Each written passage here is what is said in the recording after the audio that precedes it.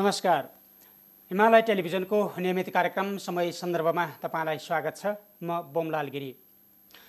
संसद विघटन विरुद्ध सर्वोच्च अदालतमा परेको मुद्दा किनारा लाग्न ढिलाइ हुने देखिएको छ। प्रधान न्यायाधीश चोलेन्द्र शमशेर जबरा नेतृत्वको संवैधानिक इजलासमा हिजोदेखि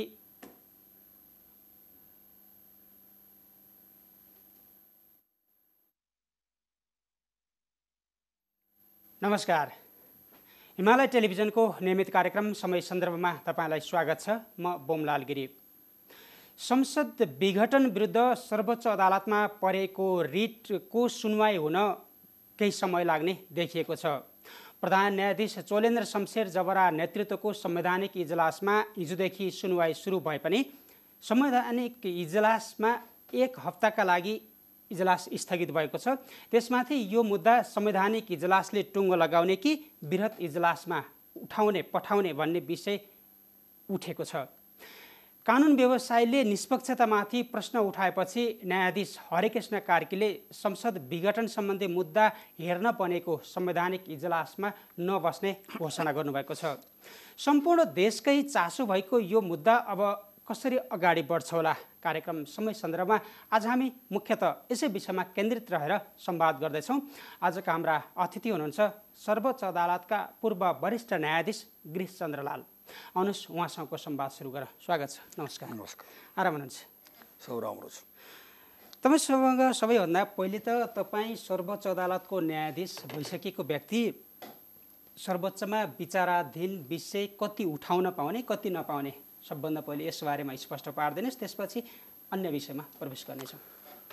यो कुरामा धेरै कन्फ्युजन रहेछ, तर म यस कुरामा के प्रश्न गर्न चाहन्छु भने सर्वोच्च अदालतमा जुन कुराहरू उठाइएको हुन्छ त्यो कुरा चाहिँ ट्रान्सपरेन्टली उठाएको हुन्छ। त्यसमा चाहिँ कुनै प्रकारको पर्दा गोपनीयताको कुराहरू छैन। खास गरेर यस्ता मुद्दाहरू सार्वजनिक चासोका मुद्दाहरूमा सबैले आज सर्वोच्च अदालतमा के भयो, भोलि के हुन्छ, मिनटका कुराहरू पनि तपाईको आजकलका मिडियाका माध्यमले सबै जनताले मान्छेले थाहा पाउँछन् र चासो पनि राख्छन्। त यसको सन्दर्भमा सबै कुरा उठाउन मिल्छ मेरो विचारमा। किनभने अदालत त खुला इजलास न हो। हामी चाहिँ अदालतमा बस्ने ठाउँ कम हुन्छ भनेर अब यो 2.5 करोड नेपाली सबै गएर त्यहाँ बस्दिने भन्ने कुरा त हुँदैन। त्यसकारण केही नियन्त्रण गरिएको हुन्छ अदालतमा, तर पासको व्यवस्था गरिएको हुन्छ यस्ता समयमा। तर कुरा के हो भने कि यो सबैले हेर्ने सबैले बुझ्ने कुरा हो। यो के भइरहेछ, हाम्रा पक्षका मान्छेहरूले वकिलहरूले के गरिरहेका छन्, के बहस गरिरहेका छन् र हाम्रा विपक्षवालाले के आर्गुमेन्ट गरिरहेका छन्, यो सारा कुराहरू हेर्ने हो। पटक यो विचाराधीन विषयमा प्रश्न नउठाउने भनेर भनिन्छ। हामीले यहाँ बहस गर्ने बेलामा पनि सन्दर्भमा बुझेँ यहाँ के रहेछ भने कि कति कुरा भन्दाखेरि के कुरा गर्दाखेरि मानहानिसम्म हुने हो कि भनेर त्यो कुरा छैन। कुरा के रहेछ भने त हामी सबैले जनता जनार्दनले अथवा कसैले पनि कुनै पक्षले पनि अदालतको काम कारबाहीमा बाधा विरोध गर्नु हुँदैन, बाधा अवरोध खडा गर्नु हुँदैन। कुनै प्रकारको उसको काम गराइमा कुनै प्रकारको असुविधा होस् भन्ने दृष्टिले काम गर्नु हुँदैन। र सर्वोच्च अदालतले दिएको फैसला मान्नुपर्ने हुन्छ। त्यो कसैको पक्षमा हुन सक्छ, कसैको विपक्षमा हुन सक्छ, तर त्यो कुरा चाहिँ मान्नु पर्दछ।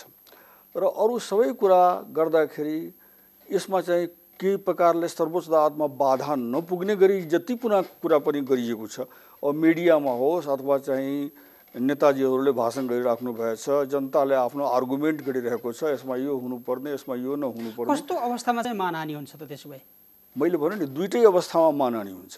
एउटा अवस्था के छ भने कि सर्वोच्च अदालतको काम कारबाहीमा अदालतको काम कारबाहीमा बाधा गर्नु नहुने एउटा कुरा। अर्को कुरामा के हुन्छ भने उसको फैसला म मान्दिनँ भनेर काम गर्नु नहुने भन्नाले पनि हुन्छ। म यस्ता फैसला त नमान्नु पर्ने हो भनेर भन्यो भने के बिग्रियो? केही बिग्रेन। तर मान्दैन भन्न चाहिँ पाइएन। तर कुरा के मान्नु पर्छ भनेर practically you have to follow it. अब यहाँ पछिल्लो समय मुलुकको कार्यकारी प्रमुख जस विरुद्ध सर्वोच्चमा रिट परेको छ। उहाँले आफै भन्नुहुन्छ, कसले भन्छ सर्वोच्चले विघटित प्रतिनिधि सभा पुनर्स्थापित गर्छ भनेर कुनै पनि हालतमा सर्वोच्चले त्यो गर्दैन भनेर प्रधानमन्त्रीले भन्नु चाहिँ त्यो जायज कि नाजायज? अब उहाँले आफ्नो कुरा भन्नुभएको छ, सर्वोच्चमा गएर कुनै बाधा त गर्नुभएको छैन। अर्को कुरा के रहेछ भने कि उहाँले फैसला मान्दिनँ भनेर त अहिलेसम्म भन्नुभएको छैन। कार्यकारीले फैसला नमानेपछि त्यो संविधान अनुसार नचलेको भयो। नमान्ने अवस्थामा सर्वोच्च अदालतको फैसला नमानेपछि त्यो संविधान अनुसार नचलेको भयो। त्यसलाई चाहिँ कसैले मान्यता, सरकारको मान्यता दिँदैन त्यसपछि, किनभने संविधान मान्नै पर्ने कुरा हो। त त्यो जुन बेला आउँछ, जुन बेला सर्वोच्चको चाहिँ फैसला आउँछ, म फैसला मान्दिनँ भनेर गर्ने बोल्दाखेरि पनि म त के भन्छु भने उहाँले सर्वोच्च अदालतलाई गाली गरेर पनि हिँड्नुभयो भने म त मानहानि मान्दिनँ। तर कुरा के यहाँ के रहेछ भने उहाँले यो मान्दिनँ फैसला, म प्रधानमन्त्री भइरहन्छु, संसदमा पुनर्स्थापना गर्दै गर्दिनँ भनेर भन्यो भने त्यो न हो मानहानि। अहिले भनेको कुरा मानहानि होइन। मुलुकको कार्यकारी प्रमुख हो र उहाँ विरुद्ध नै मुद्दा परेको छ। त्यसकारण उहाँले बोल्दाखेरि अदालतमा प्रभाव पार्न सक्ने भनेर पनि अहिले सडकमा रहेका दलहरू अथवा उहाँ बाहेकका दलहरूले भनेको अदालत प्रभावित हुन सक्ने सम्भावना कतिको रहन्छ? उहाँले बोल्दाखेरि संयम राख्नुपर्ने हो। यो उहाँको पार्टको कुरा हो। उहाँ चाहिँ ठुलो पदमा हुनुहुन्छ, प्रधानमन्त्रीभन्दा माथि पद त हाम्रो कार्यकारिणीमा त हुँदैन होइन। तर कुरा के रहेछ भने यो बोल्दाखेरि कति संयम राख्ने, कति चाहिँ अरूको प्रतिष्ठा राख्ने, जसले गर्दाखेरि उहाँको पनि प्रतिष्ठामा अभिवृद्धि हुन सक्थ्यो, त्यो कुरा जान्ने उहाँले हो। तर उहाँले फैसला सर्वोच्च अदालतको काम कारवाहीमा बाधा गर्नुभयो भने त्यो मानहानि हुन्छ। अहिलेसम्म बाधा गर्नुभएको छैन। बाधा भन्दा पनि यहाँ त उहाँ मुलुकको कार्यकारी प्रमुख र उहाँ विरुद्ध नै मुद्दा परेका हुनाले सर्वोच्चले उहाँको आशय अनुसार फैसला गर्न सक्ने सम्भावना सम्भव छैन, बिल्कुल छैन। न्यायाधीश भनेको निष्पक्ष, त्यो न्यायाधीशको इनहेरेन्ट क्यारेक्टर हो निष्पक्षता। न्यायाधीशले पक्षपातपूर्ण ढङ्गले फैसला गर्यो, पक्षपातपूर्ण ढङ्गले कारवाही गर्यो, संविधान बमोजिमको कारवाही गरेन भने यो हामीले सोच्नुपर्ने कुरा होइन।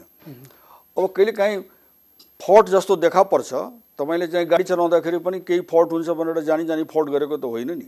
त कुनै गल्ती जुडिसियरीको पनि होला मान्यौँ, तर त्यसको चाहिँ के छ भने सुधार हुने उपायहरू पनि दिएको छ नि त, सुधार गर्ने उपायहरू पनि दिएको छ। र यसमा के छ, अब सबै त हाम्रो संविधान अनुसार नै भएको हो। संविधान अनुसार जसले गरेन उसैको गरिमामाथि पर्छ असर। त्यसकारण चाहिँ म जस्तो मान्छे त ढुक्क छ, किनभने सर्वोच्च अदालतको यस्ता कुराले सर्वोच्च अदालतका न्यायाधीशहरू कुनै प्रकारको कुप्रभाव पर्दैन। कुप्रभाव मैले भनेको के सुप्रभाव चाहिँ पर्छ।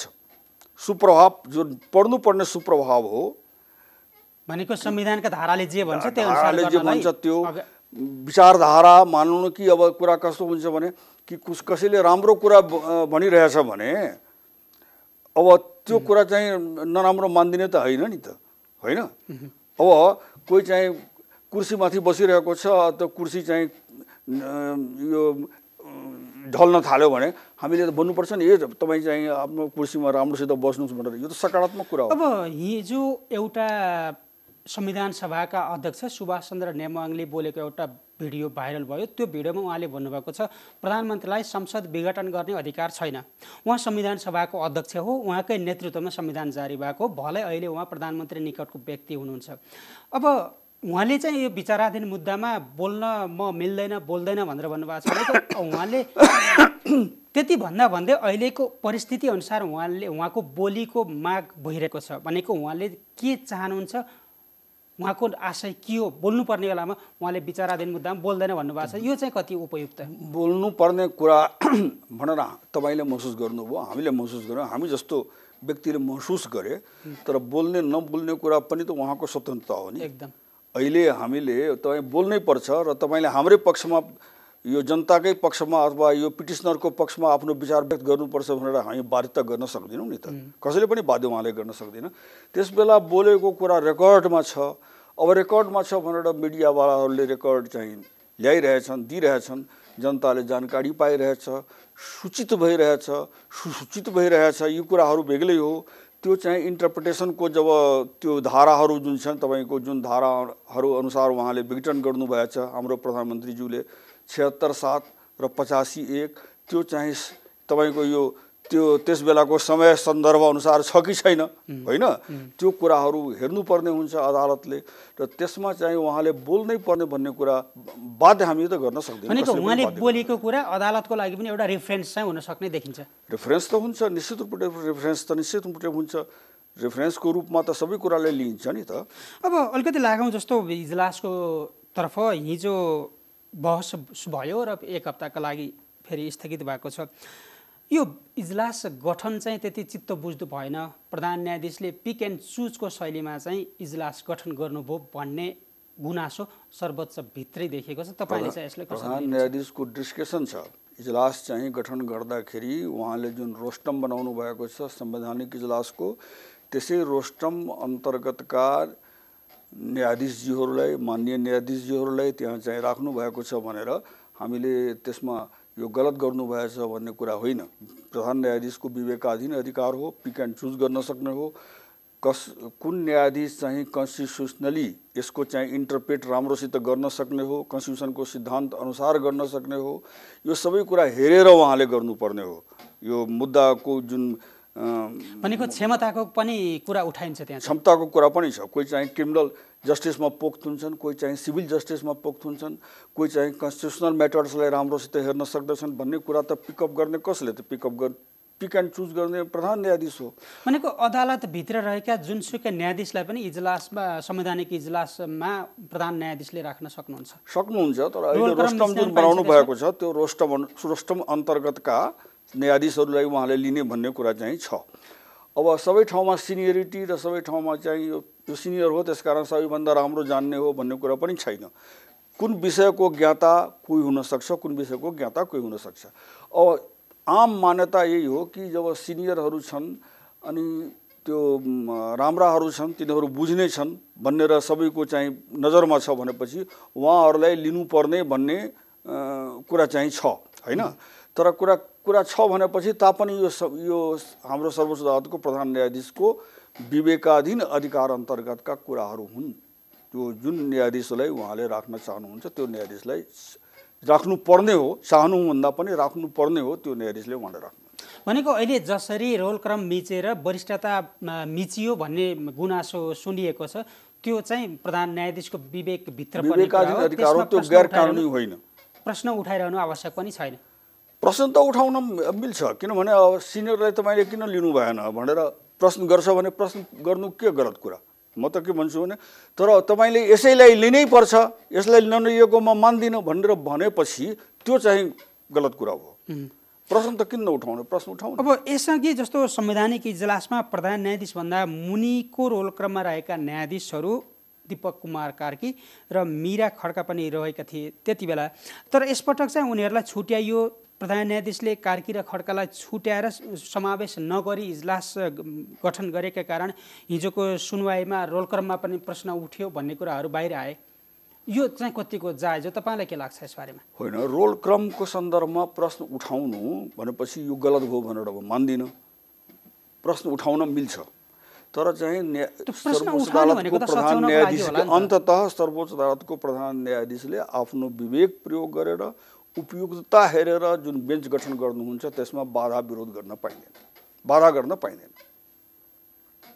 प्रश्न उठाइसकेपछि त त्यसलाई सच्याउनको लागि प्रश्न उठाउनु भनेको विरोध त होइन नि। तपाईँ मलाई प्रश्न गरिराख्नु भएछ, मेरो विरोध गर्नुभएछ, तपाईँले मेरो त विरोध गर्नुभएछ। चित्त नबुझ्दो पनि त होला नि प्रश्न उठाउनुको मतलब। चित्त बुझ्नु नबुझ्नु पनि आफ्नो हो, यो कुरा पनि जायज हो। मेरो चित्त बुझेन, ठिक छ, तपाईँको चित्त बुझेन, तर जसको चाहिँ विवेकाधीन अधिकार थियो त्यसले त्यो कुरालाई गर्यो भनेपछि म कानुनको विद्यार्थी भएको कारणले म कानुन सन्दर्भमा भनिरहेछु। अब तपाईँका सोचाइ गलत हुन् भन्ने कुरा म भन्दिनँ फेरि, किनभने तपाईँको दृष्टिकोण पनि पोजिटिभ हुन सक्छ, पोजिटिभै नै छ भनेर म भन्छु। तर कुरा के रहेछ भने यो हामीले त्यहाँ डिसिजन गर्ने होइन, डिसिजन गर्ने त न्यायाधीशहरू हुन्, डिसिजन गर्ने अब बेन्चको बारेमा डिसिजन गर्ने प्रधान न्यायाधीश नै हो। अब हिजोको संवैधानिक इजलासबाट न्यायाधीश हरिकृष्ण कार्की बाहिरिनु भयो, उहाँले यसमा बहस गर्दैन भन्नुभयो।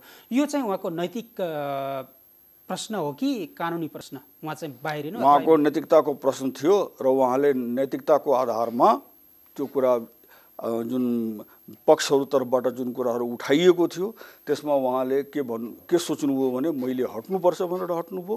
त उहाँ आफ्नै स्वेच्छाले हट्नुभएको हो। उहाँलाई चाहिँ कसैले हटाएको होइन, यो कुरा पनि बुझ्नुपर्छ। किनभने यो कुनै न्यायाधीशलाई यो कुरा के लाग्छ भने यो मुद्दाका कुनै पक्षसँग म सम्बन्धित छु, तर यतिले मात्रै भएन, सम्बन्धित छु सँगसँगै म यसमा निष्पक्षता गर्न सक्दिनँ भनेर त्यो कुरा लाग्यो भने अनि उसले चाहिँ अब मेरो रहितको इजलासमा यो चाहिँ मुद्दा पेश होस् भनेर त्यो न्यायाधीशले भन्न सक्छ। र त्यो आधारमा उहाँले आफ्नो मोरल कन्साइन्स अनुसार उहाँ आफ्नै स्वेच्छाले हट्नु भएको छ। उहाँलाई कसैले हटाएको होइन, आग्रह गरिएको हो र त्यो कुराले त्यो आग्रह उहाँले मान्नु भएको। भनेपछि अब चाहिँ फेरि अब नयाँ इजलास गठन हुन्छ, प्रधान न्यायाधीशले त्यो गर्न सक्नुहुन्छ, नयाँ ढङ्गले गठन गर्न सक्नुहुन्छ। अब यो तपाईँ आफै संविधानको ज्ञाता हुनुहुन्छ, यत्रो वर्ष सर्वोच्च अदालतमा बसेर न्याय सम्पादन गर्नुभयो। तपाईँलाई के लाग्छ कि प्रधानमन्त्रीले जुन कदम चाल्नुभयो, तपाईँ यति बेला त्यो इजलासमा हुनुहुन्थ्यो भने तपाईँ के फैसला गर्नुहुन्थ्यो? इजलासमा हुनुहुन्थ्यो भने म त दुवै पक्षका कुराहरू सुनेर फैसला गर्थेँ। तर अहिले मलाई दुवै पक्षको कुरा सुन्नुपर्ने आवश्यकता चाहिँ छैन, बाध्यता छैन म इजलासमा होइन। र कुरा के रहेछ भने सर्वोच्च अदालतको इजलासले जे गर्ला त्यो कुरा त मैले पटक पटक भनिरहेको छु, सबैले मान्नुपर्ने हुन्छ, म पनि मान्छु। तर व्यक्तिगत रूपले मैले जति कुरा थाहा पाएको छु त्यो हिसाबले हेर्दाखेरि मेरो आफ्नो अनुभव, मेरो आफ्नो ज्ञान, कानुनको विद्यार्थीको नाताले संविधानको धाराहरूलाई मैले जुन 76(7) को धारा 76 पनि र 85(1) जुन धारा 85 पनि मैले पटक पटक पढेको छु। र त्यो अनुसार मैले के हेर्छु भने यो बिल्कुल गैर संवैधानिक, असंवैधानिक स्टेप प्रधानमन्त्रीज्यूले लिनुभएको छ। यो संसद विघटन हुनुपर्ने, त्यो धारा अनुसार संगठन विघटन गर्नुपर्ने अवस्थै छैन र उहाँले चाहिँ यो देशलाई चाहिँ एउटा एक्सिडेन्टको बाटोमा लग्ने प्रयास गर्नुभएको छ भनेर यो मेरो आफ्नो व्यक्तिगत धारणा हो। तपाईँलाई लाग्छ होला नि त अहिले इजलासमा बसेका सबै न्यायाधीशहरूले यसै गरी संविधानका धाराहरू हेर्नुपर्छ भने त तपाईँलाई लाग्छ होला हैन? उहाँले आफ्नो प्रुडेन्स अनुसार हेर्नुहुन्छ, आफ्नो विवेक अनुसार हेर्नुहुन्छ, आफ्नो ज्ञान अनुसार हेर्नुहुन्छ। हामीले कसैले उहाँलाई बाध्य गर्न सक्दैनौँ। उहाँ न्यायाधीशहरू स्वतन्त्र हुन्। न्यायाधीशमाथि कुनै प्रकारका कुप्रभाव त दिनै हुँदैन। मेरै अनुसार गर्नुपर्छ, मेरो यो गुरुको 12 टक्का हुनुपर्छ भन्ने हिसाबले होइन। उहाँ अदालतलाई चाहिँ एकदमै उच्च मूल्याङ्कन गरेर, अदालतका न्यायाधीशहरूलाई पनि उच्च मूल्याङ्कन गरेर, हामीले राम्रा शब्दहरू अनुसार चाहिँ निवेदन गरेर हामीले यो कुरा हेरेका छौँ, यो कुरा अदालतबाट हुनुपर्दछ भनेर त्यो न्याय माग्नुपर्छ। त्यहाँ तपाईँको चाहिँ हामीले चाहिँ यो आफ्नो चाहिँ त्यस प्रकारका अनुचित प्रभाव चाहिँ पार्नु हुँदैन। तर मलाई आफ्नो व्यक्तिगत रूपलाई तपाईँले सोध्नुभयो, व्यक्तिगत रूपले के लागेको छ भने यो बिल्कुलै अनकन्स्टिट्युसनल हो र यसले डेमोक्रेसीलाई पनि हेल्प गर्दैन, हाम्रो गणतन्त्रलाई पनि हेल्प गर्दैन। हाम्रा कुनै जुन संविधानका जुन आधारहरू छन्, बेसिक कुराहरू छन्, प्रस्तावनामा उल्लेखित कुराहरू छन्, त्यो राष्ट्रियताका कुराहरू हुन्, चाहे जेसुकै कुराहरू हुन्, तपाईँको सबभन्दा बढी लोकतन्त्रका कुराहरू हुन्, कानुनी राज्यका कुराहरू हुन्, यो सबै कुरालाई यसले कसैले सेटिस्फाई गर्दैन। यो राम्रो कुरा भएन, यो संसदीय परम्परा अनुसार पनि भएन, प्रधानमन्त्रीजीले राम्रो गर्नुभएछ भनेर भन्ने अवस्थामा म छैन। त्यही त अब संविधानका धारामा लेखिएको कुरा बुझ्ने त सबैको एउटै लेभल होला नि हैन? त्यसलाई जस्तो प्रधानमन्त्रीले चालेको कदम संवैधानिक होइन भनेर तपाईँले भन्दै गर्दा तपाईँ संविधानका धारा हेरेर भन्नुभएको छ। त्यही धारामा प्रधानमन्त्री चाल्न सक्नुहुन्छ भनेर लेखेको त छैन। त्यसो हो भने हामीले यो जो मुद्दा विचाराधीन छ त्यो मुद्दामा आशंका गरिरहनु पर्ने केही छ र? मुद्दाको सन्दर्भमा सर्वोच्च अदालतमाथि मैले आशंका गर्ने कुरा चाहिँ आएन, अरूले पनि आशंका गर्ने कुरा आएन। संशय गरिराख्नुपर्ने आवश्यकता चाहिँ छैन। तर प्रधानमन्त्रीज्यूले जुन जसरी धाराको प्रयोग गर्नुभएछ र संसदलाई विघटित गर्नुभएको छ, उहाँले निर्वाचित संसद लगभग 2/3 मत उहाँसँग चाहिँ थियो। अहिले पनि नेपाल कम्युनिस्ट पार्टीमा 64% मत छ भनेर त्यहाँ चाहिँ त्यो कुराहरू भनिन्छ।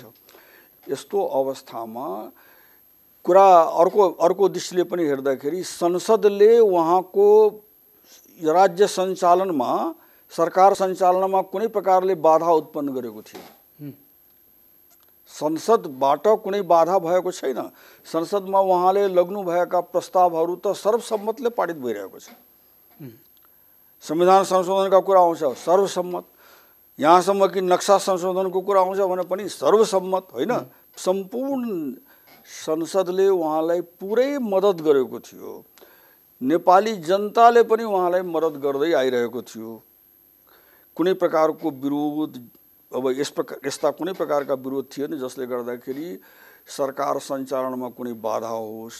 अब उहाँको पार्टीभित्र भएको जुन समस्या छ अब त्यसको शिकार उहाँले जुन जनताको प्रतिनिधि सभालाई चाहिँ बनाए, जनताद्वारा निर्वाचित प्रतिनिधि सभालाई जुन बनाउनु भयो त्यो मलाई के लाग्छ भने यो असंवैधानिक कदम हो र यो उहाँको लागि व्यक्तिगत रूपले अनुकूल होला भनेर यो कदम उठाउनु भएको, तर यो उहाँको व्यक्तिगत रूपले अनुकूल पनि हुँदैन।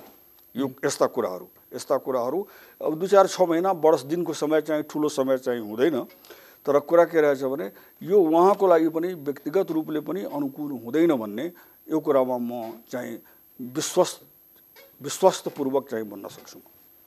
अब हुन त तपाईँले यसमा प्रश्न उठाउन पाइन्छ, मानहानि गर्न पाइँदैन, अदालतको फैसला मान्नुपर्छ भन्दै गर्दा हामीले यहाँ बहस गर्न पनि पाइयो होला हामी दुईजनाले। तपाईँको इजलास हुन्थ्यो भने तपाईँले संविधानका धारा हेरेर सिधै अहिले संसद पुनर्स्थापित गर्नुहुन्थ्यो? अहिलेसम्म जुन कुराहरू मलाई जतिसम्म ज्ञान छ, जति कुरा ज्ञात भइरहेको छ त्यो अनुसार त म पटक पटक भनिरहेछु नि कि यो असंवैधानिक हो। यसलाई चाहिँ कायम राख्नुपर्ने अवस्था चाहिँ छैन। अब हाम्रा न्यायाधीशजीहरू अहिले जुन हुनुहुन्छ उहाँले आफ्नो प्रुडेन्सको प्रयोग गरेर निर्णय गर्नु होला, त्यो निर्णय म पनि मानौँ न, तर म त पक्कै गर्थेँ, यसमा कुनै सन्देह। प्रधानमन्त्रीले जुन सिफारिस राष्ट्रपतिकोमा लैजानुभयो, राष्ट्रपतिले सरकार प्रमुखले ल्याएको त्यो सिफारिस अनिवार्य निशर्त पालना गर्नुपर्ने अवस्था छ अथवा त्यसमा चाहिँ राष्ट्रपतिले पनि अलिकति विवेक पुर्याउनु पर्ने ठाउँ थियो? सामान्यतया यो कुरा के छ भने उहाँले अब प्रधानमन्त्रीज्यूले सिफारिस गर्नुभएछ भने उहाँले मान्नुपर्ने हुन्छ। कार्यकारी सरकारले मन्त्री परिषदको निर्णय अनुसार सिफारिस गरेछ भने मान्नुपर्ने हुन्छ। सामान्यतया यही कुरा बुझिन्छ। तर यसमा एउटा कुरा के छ भने कि संविधान बमोजिमका कुरा न सिफारिस हुनु पर्यो, संविधान अनुसारका कुरा न सिफारिस हुनु पर्यो, संविधानले दिएको अधिकार अनुसार न सिफारिस हुनु पर्यो। यहाँ त संविधानले दिएको अधिकार भन्दा बाहिर गएर असंवैधानिक कुरा सिफारिस भएको छ। यो कुरालाई मान्नको लागि राष्ट्रपति चाहिँ बाध्य छैन भनेर विवेक पुर्याउनु पर्ने थियो। अवश्य विवेक पुर्याउनु पर्ने थियो, रिजेक्ट गर्नुपर्ने थियो त्यो कुरा चाहिँ। यो रबर स्टाम्प, यो राष्ट्रपति भनेको कम्प्युटर होइन। राष्ट्रपति भनेको तपाईको जे आदेश गर्यो त्यही आदेश पालक राष्ट्रपति होइन नि। राष्ट्रपति भनेको त प्रधानमन्त्री भन्दा बढी मर्यादित, सबभन्दा बढी मर्यादित पदमा राखेको एउटा उपयुक्त व्यक्ति हो भनेर हामीले बुझ्नु पर्दछ। त्यसले चाहिँ मूर्ति जस्तो व्यवहार त गर्दैन नि, मूर्ति त झन् बोल्दैन केही पनि होइन, कम्प्युटर जस्तो व्यवहार त गर्दैन नि, रबर स्टाम्प जस्तो व्यवहार त गर्दैन नि। यो कुरा विवेक पुर्याउनु पर्ने ठाउँ। यो असंवैधानिक कुरा चाहिँ म स्वीकार गर्न सक्दिनँ भनेर उहाँले भन्न सक्नुहुन्थ्यो। त्यो कुरा उहाँले चुक्नु भएछ। र मलाई के लाग्छ भने यो धेरै ठुलो देशमा जुन यस प्रकारका जुन कुराहरू भइरहेका छन् यसको सहभागी उहाँ पनि बन्नु भएछ, डाइरेक्टली अथवा इन्डाइरेक्टली भनेर मलाई यो कुरा व्यक्तिगत रूपमा मलाई पनि लागिरहेछ। भनेको त्यसको फैसला पनि अब सर्वोच्चले नै गर्ला। अवश्य। अब अर्को इजलासको मिति पुस 29 गतेको लागि तोकिएको छ। यहाँ अलि धेरै प्रश्न उठाउने भनेको यति महत्त्वपूर्ण विषय, यति जटिल विषयमा चाहिँ सर्वोच्चले फैसला गर्न, बहस गर्न ढिला गर्यो भन्ने खालको गुनासो छ। तपाईँलाई चाहिँ के लाग्छ यस्तो विषयमा? के रे सर्वोच्चले के बहस गर्न ढिलाइ गर्ने, फैसला गर्न ढिलाइ भयो? हो, यो ढिलाइ अलिक भइरहेछ, यो मलाई पनि लागिरहेछ। म पनि एउटा नागरिकको रूपले यो कुरा मैले पनि महसुस गरिरहेछु। यस्तो मुद्दाहरूमा यस प्रकारले ढिलाइ गर्नु पनि ठिक कुरा होइन।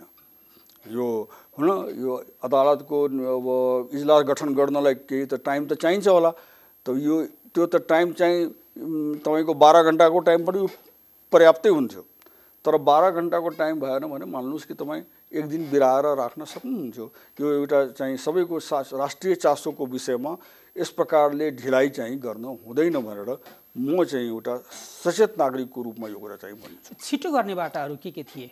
के छिटो गर्नुपर्छ। हप्तामा 2 दिन मात्र संवैधानिक इजलासमा बहस हुने गरेको छ, त्यसलाई बढाउन सकिन्थ्यो अथवा सकिन्छ बढाउन। त्यो संविधानले कुनै बाधा गरेको छैन। त्यो सर्वोच्च अदालतले आफ्नै चाहिँ नियम बनाएको छ, आफै चाहिँ के गरेको छ भने रुटिन बनाएको छ त्यस प्रकारले। तर यस्ता प्रकारका मुद्दा पर्दाखेरि सर्वोच्च अदालत स्वयंले, प्रधान न्यायाधीश स्वयंले त्यसलाई संशोधन गर्न सक्नुहुन्छ, परिमार्जित गर्न सक्नुहुन्छ। उहाँका अधिकारका कुराहरू हुन् यी कुराहरू। र फुल कोर्ट बस्नु पर्यो भने फुल कोर्ट बसेर पनि परिमार्जित गर्न सकिन्छ। किनभने यो जुन मुद्दा छ यो सबै नेपालीको मुद्दा हो, यो एकजनाको मुद्दा होइन। अन्य मुद्दाहरूमा पनि बाधा गरेर अन्य मुद्दाहरू पनि आफ्नो ठाउँमा चलोस्, मेरो त्यो भनाइ छ। तर कुरा के रहेछ भने यो चाहिँ बहुतै सबैको चासोको विषय भएको कारणले यसमा कुनै प्रकारको ढिलाइ गर्नु उपयुक्त छैन भनेर मलाई लागिरहेछ। ढिला गर्नुको पछाडिको कुनै कारण देख्नुहुन्छ? अब म शङ्का गर्ने व्यक्ति होइन, त्यसकारण म त शङ्का गर्दिनँ।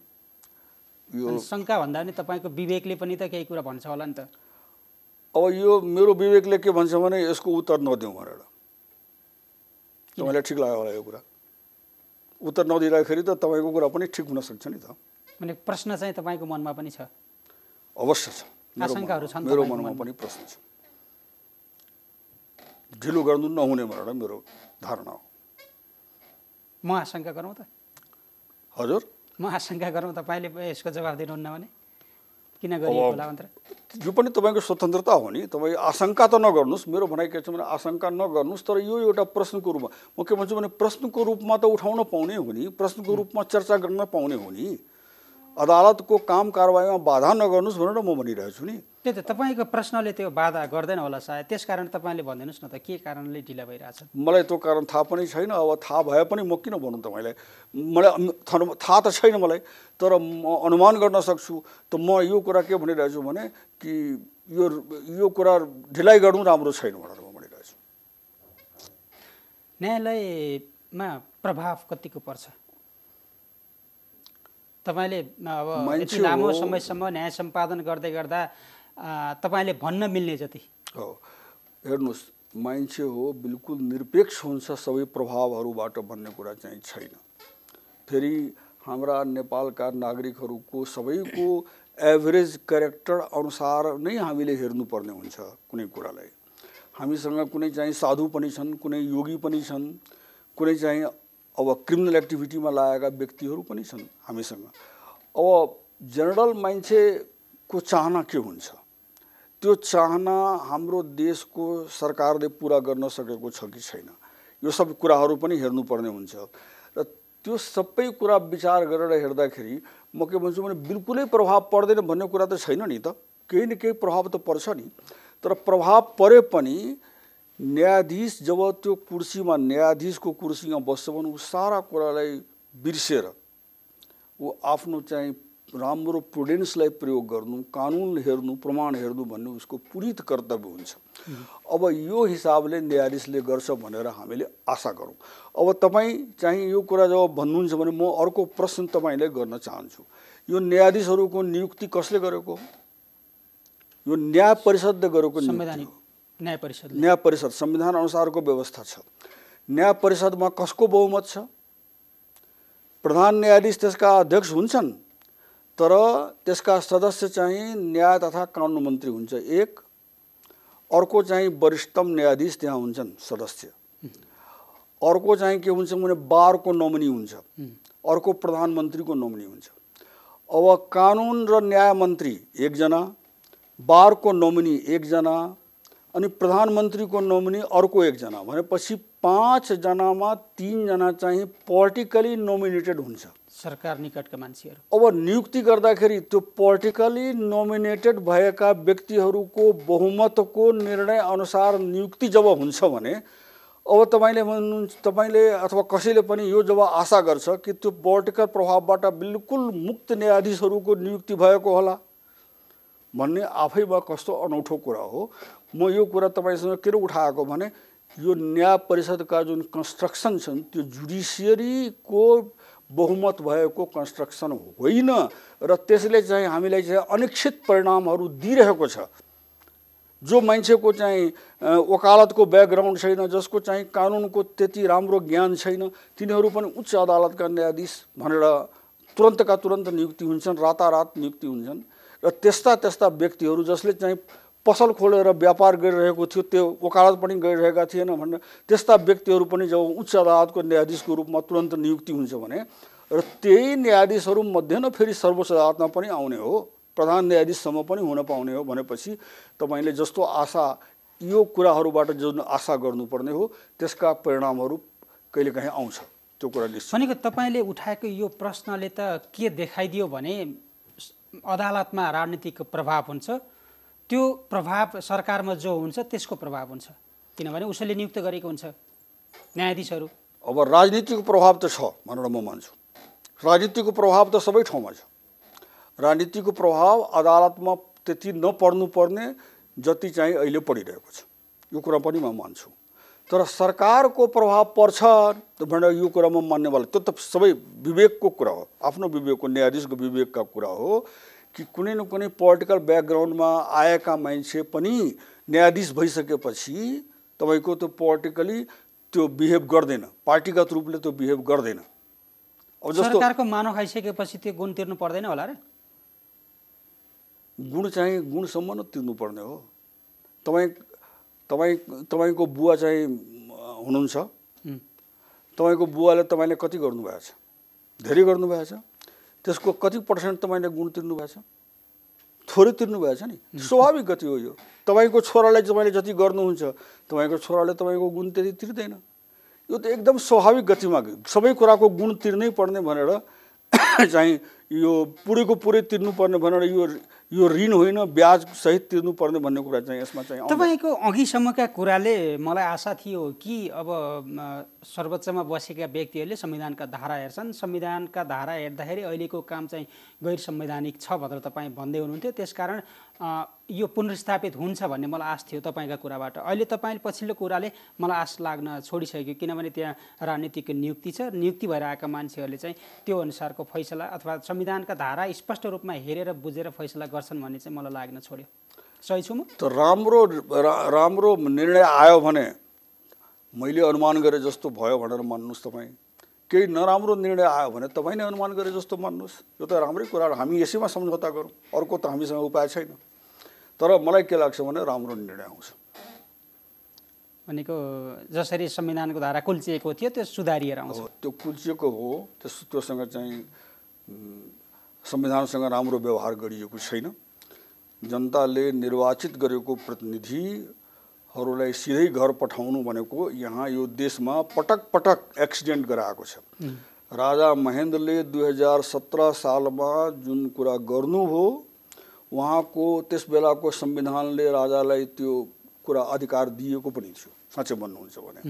र लर्ड जेनिङ्स जो चाहिँ त्यो संविधानका ड्राफ्ट गर्नुभएको थियो प्रमुख रूपले, उहाँलाई यो कुरा सोद्धाखेरि कि तपाईँले जसरी राजालाई यस प्रकारको जुन अधिकार दिँदै हुनुहुन्छ यसले कुनै एक्सिडेन्ट निम्ताउँछ कि निम्ताउँदैन भनेर त्यो ड्राफ्ट गर्ने बेलामा उहाँले के भन्नुभयो भने कि यो एक्सिडेन्ट निम्ताउन सक्दछ, तर राजाले त्यस प्रकारका कुनै काम कारबाही गर्यो भने अन्ततः यो राजामाथि नै त्यसको नराम्रो प्रभाव पर्दा आउँछ।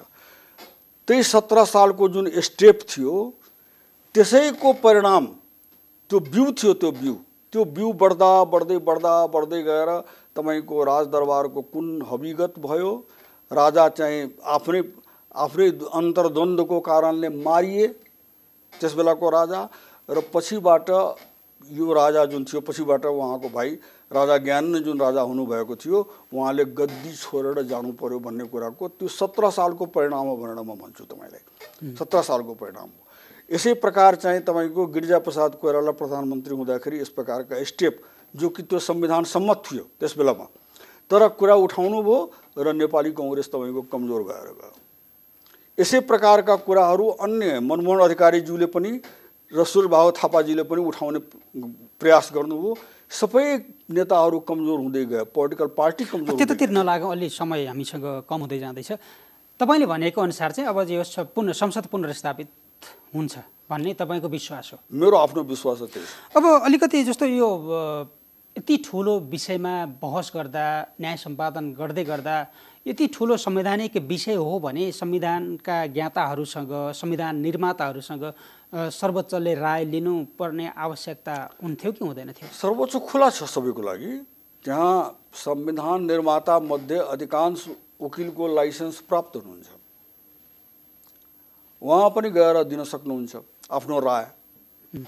मैले यहाँलाई भने नि कि बाहिर चाहिँ यो कुरा सम्बन्धमा गोष्ठी गर्नु, यो कुरा सम्बन्धमा चाहिँ के छ भने कुनै लेख लेख्नु, बहस गर्नु, आर्गुमेन्ट गर्नु, मिडियामा यो कुराहरू आउनु, यो मेरो विचार अनुसार यस्तो हुनुपर्ने भनेर भन्नु, यो सबै सकारात्मक सहयोगको रूपमा सर्वोच्च अदालतले लिनुपर्छ यो सबै कुरा। अब यो पछिल्लो समय चाहिँ अब हिजोदेखि सुरु भएको बहसमा यसलाई चाहिँ बृहत इजलासमा लैजाने कि संवैधानिक इजलासबाट बहस टुङ्गो लगाउने भन्ने अब यसमा चाहिँ कुरा के रहेछ भने यो निर्णय अहिलेसम्म सर्वोच्च अदालतबाट आएको छैन कि यो संवैधानिक इजलासमा सुनवाई हुन्छ कि कन्टिन्यू हुन्छ कि यो बृहत इजलासमा जान्छ। अब मैले चाहिँ यसो हेर्दाखेरि अब आफ्नो यहीँनिर स्पष्ट पनि पारिदिनुहोस् न। जस्तो संवैधानिक इजलास भनेको प्रधान न्यायाधीशले गठन गरेको एउटा इजलास भयो, बृहत इजलास भनेको कस्तो हुन्छ? यो संवैधानिक इजलास भनेको प्रधान न्यायाधीशले गठन त गर्छ, तर संवैधानिक इजलास पनि गठन कसरी हुन्छ भने संविधानको धारा 137(1) होला, मलाई लागिरहेछ त्यही होला अहिलेको संविधानको। त्यस अनुसार र त्योभन्दा पहिलेका धाराहरू पनि केही छन्, त्यो धारा अनुसार हेर्नुहोस्, जब संविधानसँग सम्बन्धित केही विवादका प्रश्नहरू आए भने, जस्तो तपाईँको प्रदेश सभा, यो प्रदेशको सरकार, स्थानीय सरकार र सङ्घीय सरकारलाई जुन कुराहरू निर्धारित कानुन अनुसार गरिएको छ त्यो सम्बन्धमा कुनै विवादहरू आयो भने र संविधान सँग सम्बन्धित कुरालाई गम्भीर व्याख्या गर्नुपर्ने छ, उसको गम्भीरता पनि हेरेर तपाईँको यो संवैधानिक इजलासमा मुद्दा पेश हुन्छ। बृहद इजलास भनेको बेग्लै कुरा हो। बृहद इजलास भनेको के हो भने क्रिमिनल केसमा पनि त्यस्ता इस्यु उठ्यो भने हुन सक्दछ, सिभिल केसमा पनि त्यस्ता इस्यु उठ्यो भने हुन सक्दछ। र अहिले वकिल साहबहरूको भनाइ के रहेछ भने कि संवैधानिक सम्बन्धमा पनि यस्ता प्रश्न उठ्यो भने त्यो हुन सक्दछ भनेर तर्कहरू आइरहेका छन्।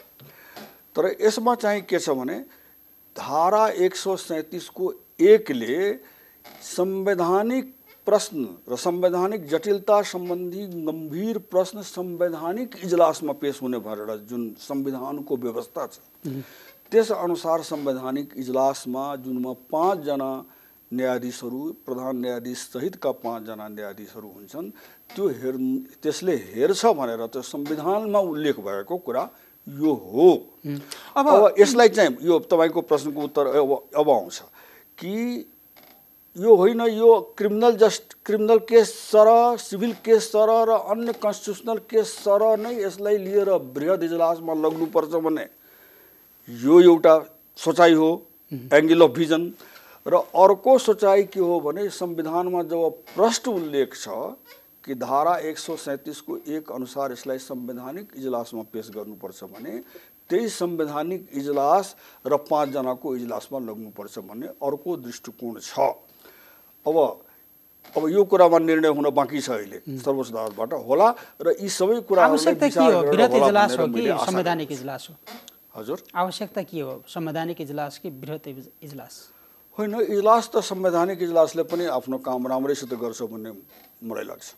किनभने संवैधानिक इजलासले अझ राम्रोसित किन काम गर्छ भने कि प्रधान न्यायाधीशले 5 जना संवैधानिक केस सम्बन्धमा पोख्त न्यायाधीशहरूलाई लिएर इजलास गठन गर्नुहुन्छ भन्ने आशा गरौँ र सबै न्यायाधीशज्यूहरूलाई तपाईँले ल्याउनुहुन्छ भनेपछि कसैलाई चाहिँ संविधानको सम्बन्धमा राम्रो ज्ञान नहुन सक्छ, सिभिल केस सम्बन्धमा उहाँ पोख्त हुनुहुन्छ, क्रिमिनल केस सम्बन्धमा पोख्त हुनुहुन्छ, अथवा अहिले जति अनुभव हुनुपर्ने हो त्यति अनुभव अहिले पुगेको छैन भन्ने समस्याहरू आउन सक्छ नि त। त्यो समस्याहरू आयो भने त त्यो बृहद इजलासले तपाईको राम्रो निर्णय गर्ला नै भनेर जरुरी चाहिँ छैन, जबकि एउटा संवैधानिक इजलासले राम्रो निर्णय गर्न सक्दछ, किनभने त्यो राम्रो न्यायाधीशहरूलाई तपाईँको लिन्छ। अब एउटा म तपाईँलाई यो प्रसङ्गमा तपाईँलाई चाहिँ कति टाइम छ भन्नु त? हामीसँग 5 मिनट जति। 5 मिनट टाइम छ भने म एउटा बहुत राम्रो कुरा तपाईँलाई भन्न गइरहेको छु कि ब्रिटिस ल अनुसार सबभन्दा माथिल्लो अदालत जुन छ त्यो तपाईँको हाउस अफ लर्ड्स हुन्छ। तर हाउस अफ लर्ड्समा धेरै सदस्यहरू हुन्छन्, धेरै सदस्यहरू सबै कानुनमा पोख्त हुँदैनन्, त कानुनका पोख्त ल लर्ड्सहरू मात्र बसेर निर्णय गर्छन्। एकचोटि चाहिँ के भयो भने सबै हाउस अफ लर्ड्सका मेम्बरहरूले के भन्यो भने होइन हामी पनि बस्छौँ त्यो डिसिजनमा भनेपछि उहाँहरूले के भन्नुभयो भने तपाईँहरू बस्न सक्नुहुन्छ तर त्यो निर्णय राम्रै आउला भन्ने हामीलाई नलागेर हामी त्यसमा बस्दैनौँ, यति मात्रै गर्नु हो। मेरो भनाइ के छ भने कि बृहद इजलासबाटै राम्रो रिजल्ट आउला भन्ने यो कुरालाई हामीले सहज रूपमा नठानौँ। यो पोख्त संविधानका सम्बन्धमा ज्ञाता न्यायाधीशहरूलाई उहाँले पिक गरेर, उहाँले चुज गरेर, उहाँले सेलेक्ट गरेर आफ्नो विवेक प्रयोग गरेर उहाँले जुन गठन गर्नुहुन्छ त्यस अनुसार नै राम्रो परिणाम आउने मैले चाहिँ आशा गरेको छु। जस्तो अदालतले यो राजनीतिक विषय हो, राजनीतिक तहमै फैसला गर्नुपर्छ, निर्णय गर्नुपर्छ भनेर तटस्थ बसिदियो भनेको अवस्थामा चाहिँ कसरी तटस्थ बस्न सक्छ? राजनीतिक विषय हो, राजनीतिक तहमै किनभने समाधान गरौँ भनेर भन्न सक्ने अवस्था रहन्छ। राजनीतिक इस्यु होइन भन्ने कुरा म भन्दिनँ, तर संविधान कस्तो दस्तावेज हुन्छ? संविधान एक प्रकारको राजनीतिक दस्तावेज पनि हो र अर्को प्रकारले हेर्दाखेरि त्यो मूल कानुन पनि हो। अब प्रधानमन्त्रीजी स्वयंले धारा 76, 7 र 85(1) को प्रयोग गर्नुभएको छ, संविधानको धारा भनेपछि कसरी भन्न पाउने कि यो संवैधानिक प्रश्न होइन? यो त संवैधानिक प्रश्न त हो, राजनीतिक प्रश्न पनि आफ्नो ठाउँमा छ। प्रधानमन्त्रीले दिएको जवाफमा चाहिँ राजनीतिक प्रश्न भनेको हुनाले अदालतले यसलाई छोडिदिएर अदालत यो विषयबाट बाहिरिएर राजनीतिक तहमै समाधान खोज उहाँले लिखित जवाब नदिनु भएको छ, उहाँले निर्णय त लिख गरेर पठाउनु भएको छैन नि, निर्णय स्वयं अदालतले गर्छ। यो संवैधानिक प्रश्न हो, यो राजनीतिक प्रश्न पनि आफ्नो ठाउँमा छ र यस प्रकारका जुन मुद्दाहरू पहिले पनि संसद विघटन सम्बन्धी मुद्दाहरू जुन परेका छन् त्यो सबै मुद्दामा यो कुराको जवाब फैसलामा दिएको छ। यो राजनीतिक प्रश्न पनि हो र यो कानुनी प्रश्न पनि हो, यो संवैधानिक प्रश्न पनि हो भनेर, त्यसकारण यो सेटल इस्यु छ के यो इस्यु। अब मानिलियौँ अब त्यस्तो फैसला सर्वोच्चले आइसकेपछि त्यो मानौँला, हामीले मान्न बाध्य हुन्छौँ भनेर तपाईँले भन्नुभएको छ, मानिरहेका छौँ। अब जस्तो यो राजनीतिक विषय हो, राजनीतिक तहमै समाधान गरौँ भनेर सर्वोच्चले भनिदियो भने त्यस्तो अवस्थामा सभामुखले विघटित प्रतिनिधि सभा पुनर्स्थापित गरेर बैठक आह्वान गर्न सक्ने अवस्था रहन्छ रहँदैन? होइन, राजनीतिक इस्यु हो, राजनीतिक स्वयंले समाधान गर्नु भन्ने र अदालतले भन्ला भनेर यस्ता रिमोट कुराहरू त म आशा गर्न सक्दिनँ, किनभने अदालतले त निर्णय गर्नुपर्छ। छोडिदिउँ। एमिकस क्युरीको बारेमा तपाईँको टिप्पणी के छ? जो सदस्यहरू त्यहाँ क्युरीबाट छानिएका छन् राम्रै छन्, तिनीहरू राम्रो, त्यो कुनै पक्षका भएनन्। एमिकस क्युरी भनेको अदालतको सहयोगी हो, त्यो कुनै पक्षका भएनन्। त्यसले चाहिँ यस प्रकारले अदालत चाहिँ अगाडि बढ्दाखेरि न्याय हुन्छ, जनतामा चाहिँ जनताले न्याय पाउँछ भन्ने कुरा चाहिँ उहाँहरूले व्यक्त गर्नु। अन्त्यमा छौँ हामी, अन्त्यमा भनिदिनुहोस्, तपाईँले सुरुदेखि नै यो प्रधानमन्त्रीले चालेको कदम असंवैधानिक हो, अलोकतान्त्रिक हो भनिरहनु भएको छ। के कारणले गर्दाखेरि यो असंवैधानिक हो? यो संविधानको पूर्ण रूपले उल्लङ्घन हो। किन उल्लङ्घन हो भने संविधान, पहिलेको संविधानमा नेपाल अधिराज्यको संविधान 2047 को धारा 153(4) मा प्रधानमन्त्रीले सिफारिस गर्न पाउने भन्ने कुरा चाहिँ थियो, तर त्यो धारालाई हटाएको छ, जानी हटाएको छ। संविधान सभाले बहुतै मनन गरेर हटाएको छ। हामीले हटाइसक्यौँ भनेर त्यस बेलाका तपाईँको सभामुखज्यूले व्यक्त गर्नुभएछ भनेर तपाईँले भनिराख्नु भएको छ र तपाईँ त्यस बेलाका संविधान सभाका जुनसुकै सदस्यलाई तपाईँ सोध्नुहोस्, उहाँहरूले भन्नुहुन्छ कि छलफल गरेर भएको हो, यो हटाएको हो, यो कुरा चाहिँ नराखौँ भनेर भनेको हो र भनेर हटाइयो। त्यो डिसिजनको क्रममा यो संविधानको सभाको सदस्य हाम्रा अहिलेको प्रधानमन्त्रीज्यू पनि हुनुहुन्थ्यो, राष्ट्रपतिज्यू पनि हुनुहुन्थ्यो, हाम्रा चाहिँ अन्य नेताहरू पनि हुनुहुन्थ्यो त्यस बेलामा सदस्य। उहाँहरूले जानी जानी हटाउनु भएको छ र त्यसलाई चाहिँ अब त्यो प्रयोगमा आउन सक्दैन। यसको व्याख्या गर्दाखेरि तपाईको सबभन्दा पहिले व्याख्या कसरी गर्नुपर्छ भने ग्रामेटिकल इन्टरप्रिटेसन गर्नुपर्छ, त्यो धाराको लिटरालेजिस इन्टरप्रिटेसन गर्नुपर्दछ। समय कम भएको कारणले म भनिरहेको छु। त्यो पर्पस, त्यो हटाउने पर्पस के थियो भने त्यसलाई पनि ध्यानमा राखेर त्यो निर्णय गर्नुपर्दछ र तपाईँको के हुन्छ भने न्याय कसरी अगाडि बढ्छ त्यो कुराहरूलाई पनि ध्यानमा राखेर तपाईँको निर्णय गर्नुपर्ने भएको कारणले र पहिले जुन हटाइसकेको छ जुन कुरा त्यो पहिलेको मिसचिफ थियो, एउटा मिसचिफ रुल हुन्छ के यसमा इन्टरप्रिटेसनको, कि त्यो मिसचिफलाई त हटाइसकेको छ, त्यसकारण चाहिँ अब त्यसलाई फेरि निम्ताउने भन्ने कुरा आउँदैन। त्यसकारण यी सारा कुराहरूलाई तपाईँको समय कम भएको कारणले म चाँडै चाँडै बोल्दैछु। त्यो तपाईँको चाहिँ यो इन्टरप्रिटेसनका सारा रुलले के भन्छ भने यो जुन भएको छ प्रधानमन्त्रीको यो प्रतिनिधि सभालाई विघटन गर्ने काम, यो बिल्कुल असंवैधानिक र गैर कानुनी हो भनेर यस्तै धारणा चाहिँ मेरो व्यक्तिगत धारणा मैले पटक पटक भनिरहेको छु। किनभने अदालतमा मुद्दा भएको कारणले अदालतको जुन निर्णय हुन्छ त्यो हामीले पनि भन्नुपर्ने हुन्छ। हस्, धन्यवाद। बहुत बहुत धन्यवाद तपाईँलाई पनि। हुनुहुन्थ्यो सर्वोच्च अदालतका पूर्व वरिष्ठ न्यायाधीश गिरीशचन्द्र लाल। उहाँसँग हामीले प्रतिनिधि सभा विघटन गर्ने प्रधानमन्त्रीको कदम र त्यो कदम विरुद्ध सर्वोच्च अदालतमा परेको रिट र आगामी दिनमा यसले पार्न सक्ने प्रभाव, सर्वोच्चबाट हुन सक्ने सम्भावित फैसला लगायत विषयमा केन्द्रित रहेर कुराकानी गऱ्यौँ। यसका साथै आजको लागि समय सन्दर्भ यति नै। भोलि फेरि आउनेछौँ। नमस्कार।